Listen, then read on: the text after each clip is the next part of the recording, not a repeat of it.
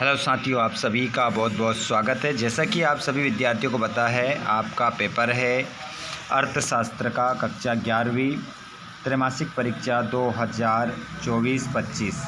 पूरा question paper का solution करवाऊंगा स्टूडेंट्स, तो आप सभी वीडियो में लास्ट तक बने रहिएगा।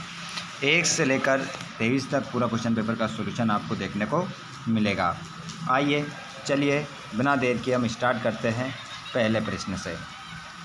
जैसे कि यहाँ पर आप देख पा रहे हैं, प्रश्न क्रमांक पहला सही विकल्प चुनकर हमें लिखना है। जब आंकड़ों को समय के आधार पर वर्गीकृत किया जाता है तो इसे कहा जाता है। तो बच्चों इसे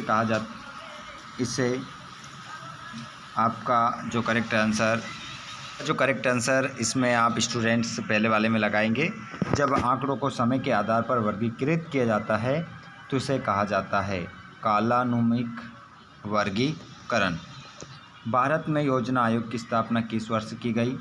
तो आपका आंसर हो जाएगा 1950। सांख्यिकी के जन्मदाता है एच.एन. वाल, आपका करेक्ट आंसर होगा।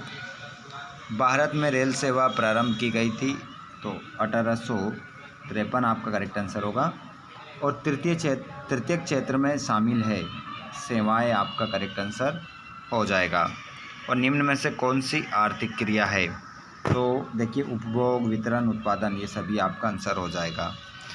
खालिस्तान में बात करें, स्वतंत्रता प्राप्त के समय कृषि क्षेत्र में उत्पादकता का स्तर था 50%। पहले वाले में कितना आ जाएगा? 50% आपका राइट आंसर होगा। और नियोजित आर्थिक व्यवस्था में आर्थिक सत्ता का हो जाता है, तो आर्थिक सत्ता का जो होता है वो हो जाता है बंटवारा। दूसरे वाले में आ जाएगा बंटवारा। तीसरा वाला, केंद्रीय प्रवृत्ति का सर्वश्रेष्ठ माप माध्य होता है। ठीक है, इसका आंसर आप माध्य लगाएंगे। नंबर 4, वर्गीकरण का आधार है। वर्गीकरण किसका आधार है बताइए? और स्वतंत्रता से पूर्व उद्योग का केंद्रीकरण बंगाल राज्य में था। ये दोनों खालिस्तान आप लोगों को कमेंट बॉक्स में कमेंट करके बताना है।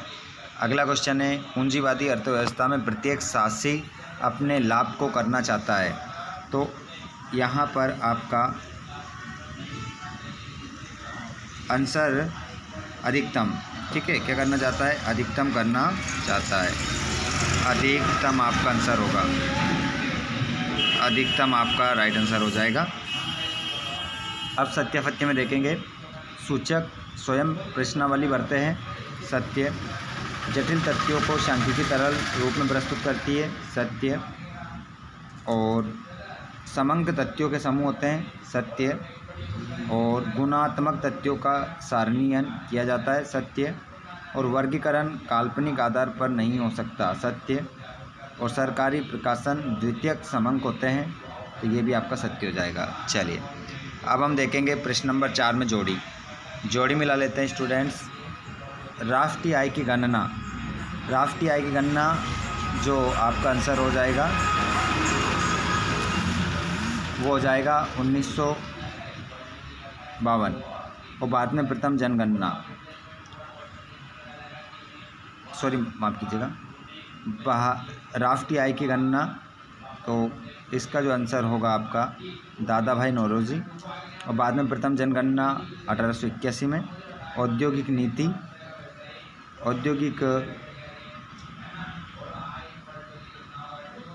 नीति को आपको मिलाना है 1965। और राष्ट्रीय विकास परिषद का गठन 1952 में। उद्योग निर्माण आपका आ जाएगा द्वितीय क्षेत्र। सुएज नदी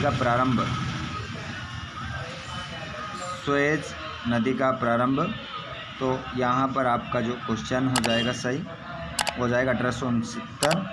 और संचयी आवृत्ति वक्र ओजाइक वक्र कहलाता है। इस प्रकार जोड़ी मिला लेंगे। उसके बाद में एक शब्द में उत्तर देना है। अनुसंधानकर्ता द्वारा एकत्रित समंक क्या कहलाते हैं? तो ये कहलाते प्राथमिक।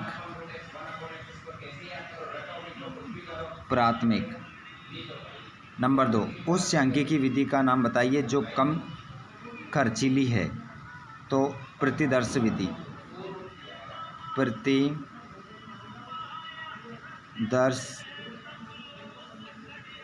प्रतिदर्श विधि।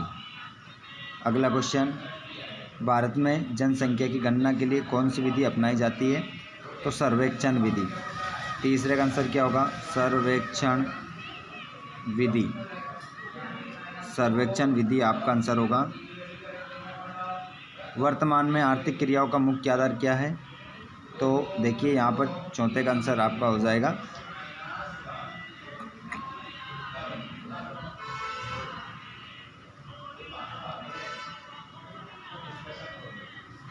इसमें आप लिखेंगे वर्तमान में आर्थिक क्रियाओं का मुख्य आधार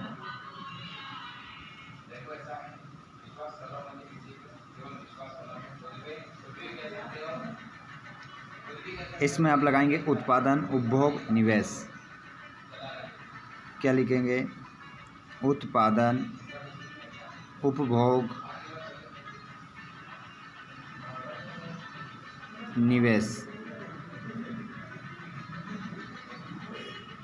3 आप लिखेंगे क्रम से। और अर्थशास्त्र का जनक हो जाएगा एडम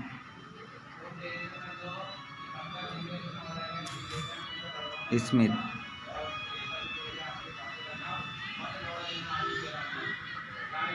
और एक प्रश्न का जवाब आपको कमेंट बॉक्स में बताना है। एक वचन में सांख्यिकी को क्या कहा जाता है? जिसके बाद में आप ये 2-2 नंबर के 3-3 नंबर के सभी क्वेश्चन देख लीजिए। स्टूडेंट्स जल्दी से लगा लीजिए क्योंकि समय बहुत कम है। आज रात का आपके पास समय है। ये पूरा क्वेश्चन पेपर आप देख लेंगे, इसको अच्छे से लगा लीजिए और अच्छे से पूरा लगा कर जाइएगा। ठीक है, ये पूरा क्वेश्चन पेपर हमारा हो चुका है। धन्यवाद, थैंक्स फॉर वाचिंग। अपने दोस्तों को भी शेयर कर दीजिएगा और चैनल को सब्सक्राइब कर लीजिएगा ताकि इसी प्रकार आपको वीडियो मिलता रहे। धन्यवाद।